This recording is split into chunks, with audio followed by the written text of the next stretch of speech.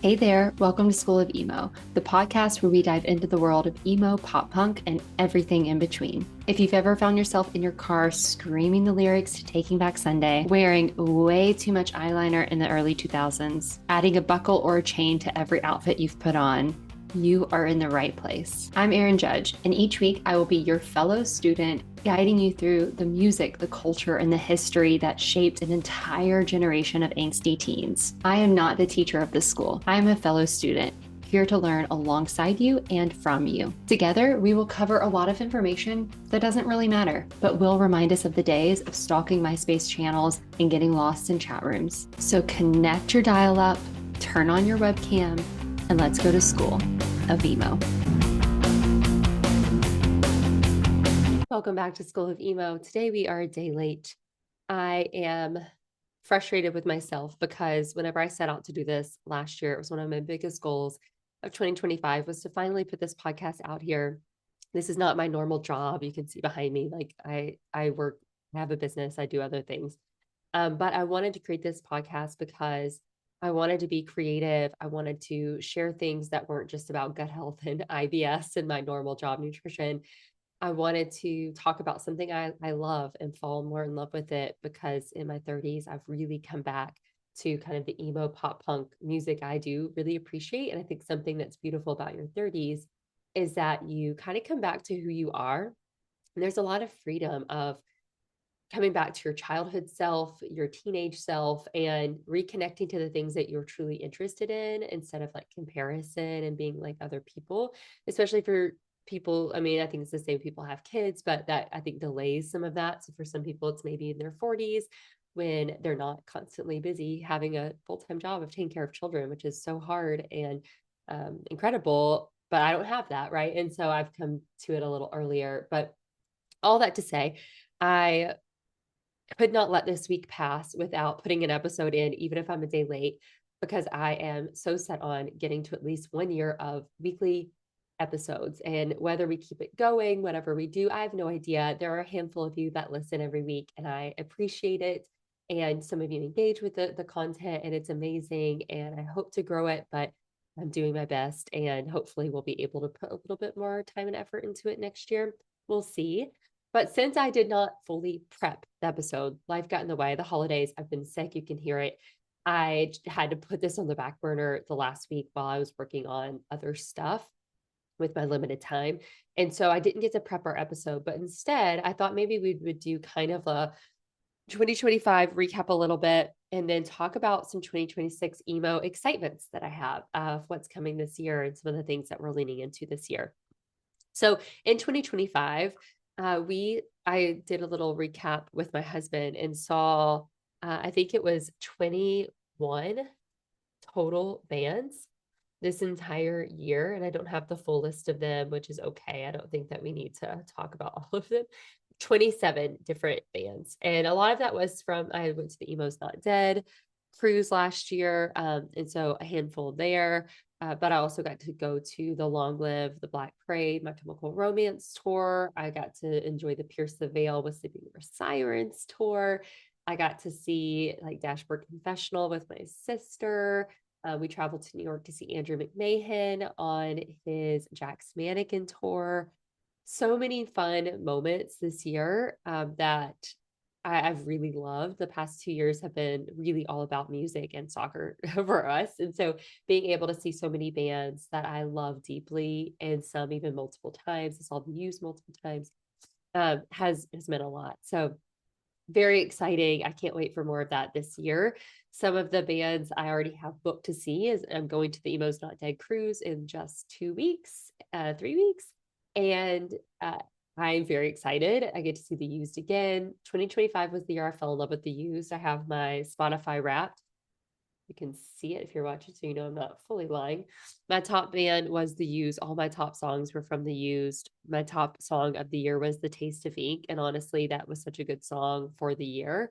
I think on the cruise, I had misjudged the Used. I talked about this on my last year's cruise recap. And I think I've always just kind of kept them at like arm's length. And we've talked about it, right? I'm more of a pop punk girl. I lean towards kind of maybe the happier side of emo more than the sad side more than like the kind of anger side. And I feel like the Used really comes in with a lot of that kind of anger and dissent and that feeling. And I connected to that more this year. And on the cruise, the taste of ink, just the like savor every moment of this just became so real and tangible and connected. Because it was this intimate crowd. Like Bert was having fun, I talked about it in that episode, but I did have listened to that on repeat. And that was such a fun, like, theme of the year to pull out. My second band was My Chemical Romance. I will be seeing them again.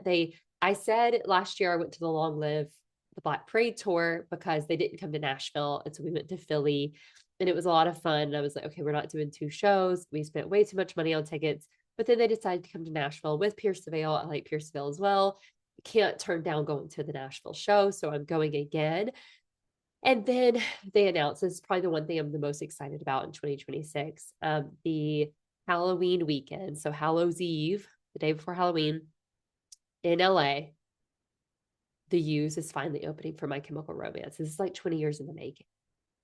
And I could not try. And honestly, we didn't pay as much for tickets as we did the Long Live tour, but we are going and we will have to go to LA. I don't like LA. But I'm so excited because, again, top band, The Used, second band, My Chemical Romance, that last year.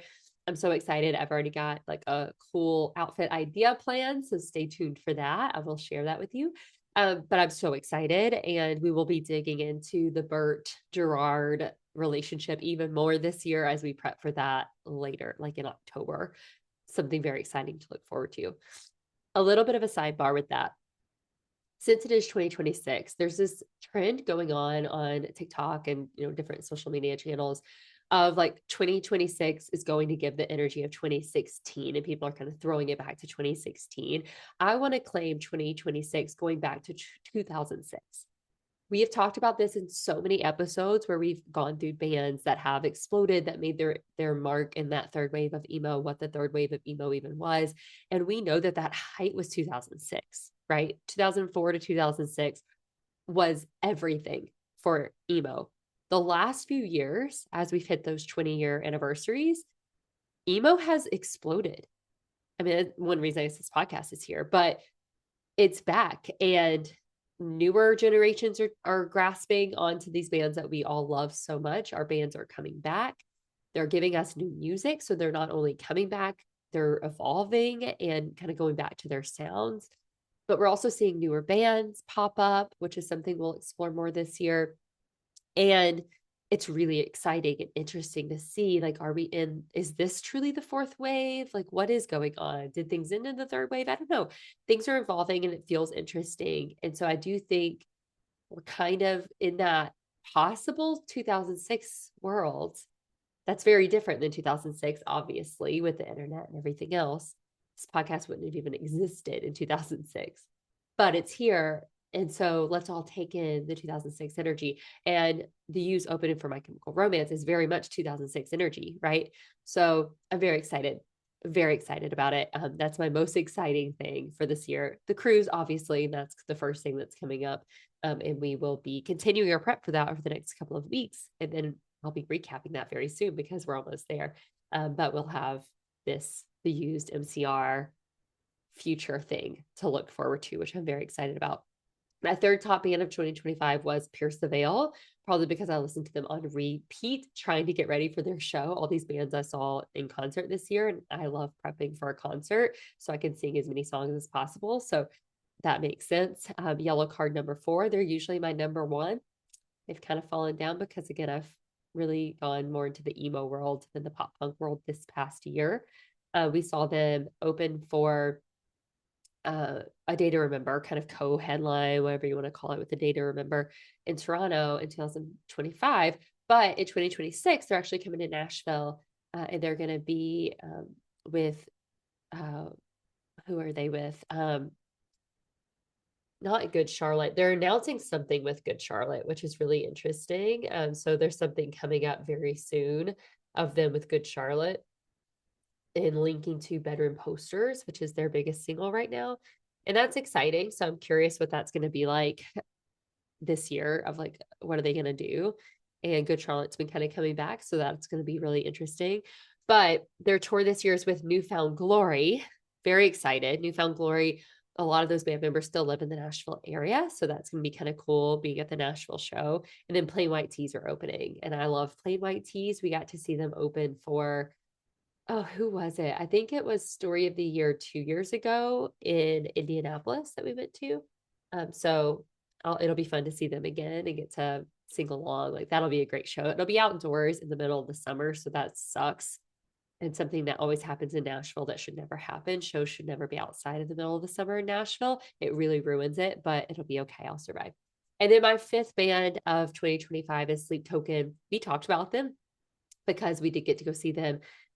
We've seen them twice now. We saw them in 2024 in Berlin, Germany, and then we got to see them last year in Brooklyn, which was really fun. And so I don't know if we'll see them again this year. That's one of my husband's favorite bands and one that we enjoy. So I got to listen to them as I was prepping for that show, because in Berlin, I didn't really know many of the songs. I was there mostly just for my husband to enjoy it. But then I really liked their show live. So I wanted to learn more and be more prepared, which I was. And that was a lot more fun this year. Some of the other bands I know that I get to see this year, we just bought tickets. We love Story of the Year. This was the first year in probably 4 years that we haven't seen Story of the Year live, which is kind of wild. We saw them at least a handful of times, like the years prior, each year. But they are on the cruise this year, which we are very excited about because, again, we love Story of the Year. Their new song is really good. If you haven't heard it, Gasoline, very interesting. And they're releasing a new album next month. So we're hoping we get some of the songs on the cruise. But one of my bucket list, like, band experiences, I have a few. The use of My Chemical Romance for one. So I definitely get that. Seeing My Chemical Romance, the Black Parade type of tour was one. I got to do that. But another one is seeing Story of the Year in their hometown, so in St. Louis, which is such a small thing on the list, but I think it would be fun. Like they're a fun band to see live already, but I think seeing them in their own home environment would be really cool and like just energetic and fun. I don't know. It just seemed like something I'd want to do. And it had to be right where they weren't coming to Nashville and they were touring or whatever. And so they're doing an album release on Valentine's Day in St. Louis. My husband's new job, they have an office in St. Louis that he has to go to sometimes. So we made it work where we're going to go, and it's mostly he's going to work one day and then we'll be there for the weekend. But we get to spend Valentine's Day with Story of the Year and their album release in St. Louis. So we get to see them on the cruise and Valentine's Day.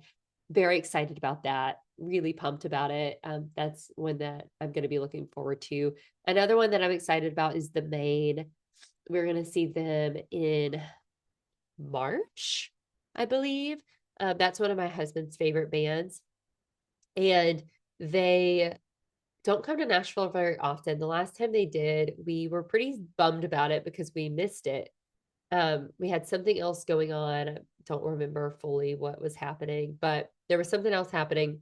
And so we missed it, but they're coming, or maybe we were on like this budget of like, oh, we shouldn't go to any more shows, which is always something I regret, right? If it's less than $100, like we can make it work. I've learned that. So now we don't do that anymore because we've had too many of those regrets. But we're seeing them April 24th on a Friday in Nashville.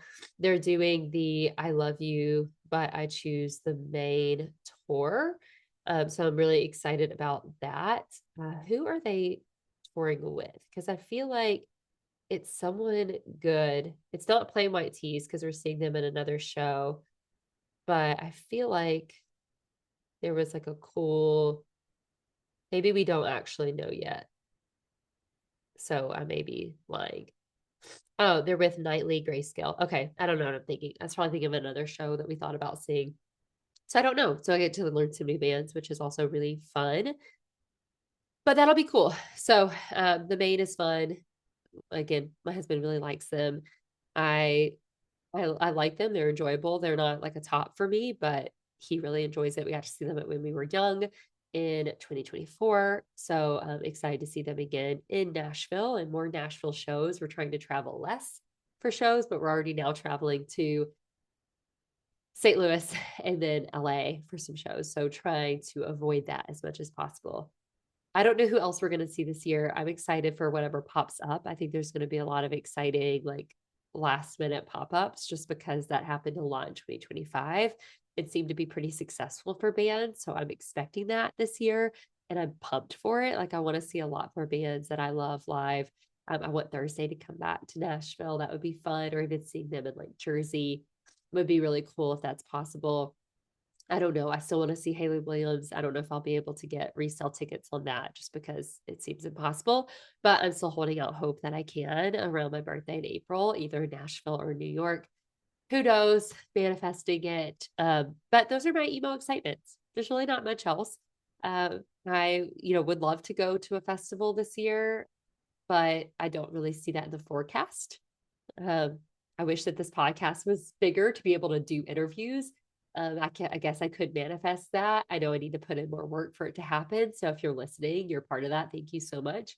I'm encouraging myself to keep working on it because I would love to do more interviews this year and get to interview some of these bands that I love and just learn more about like their growth and how they view their music now and how they connect to their fans now. I think it's just so interesting because so many of us are leaning back into this music that we love and have been connected to, and it makes me curious if bands are also feeling that, like why we're feeling that. Is it because of wars breaking out, political unrest, all that stuff that was happening in the early 2000s that really fueled the emo movement? Like, is that what we're seeing again? Is it just because all of us through like those 2000s are now in our 30s and we're feeling that again? Like, what is it that's happening? And do the bands feel it too? Or is it really just about the money because of the fans? Like, I can't imagine that the bands aren't feeling that as well. And then what new music are we going to see out of all of that? Like,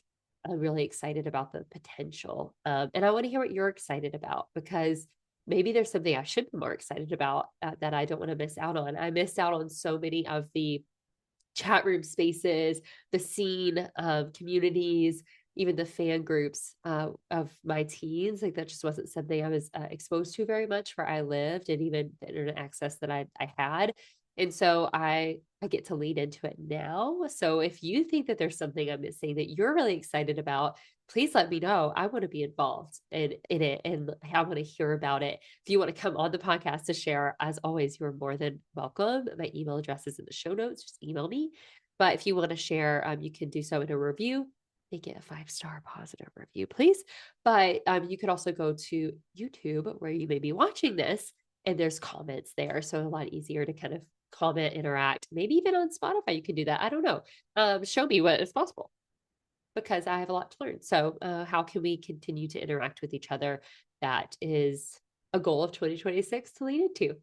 Thank you for letting me bring in a very late last minute class. I guess should send myself to detention for being late, but I hope you enjoyed this kind of sidebar, and I hope you interact with it. I hope you share your own stuff and it can feel like a true conversation. And next week, we will get back into our deep dives with some more of our cruise bands as we prep for the Emo's Not Dead cruise and get ready for all of that in the next couple of weeks. So thank you, and I will see you in our next class.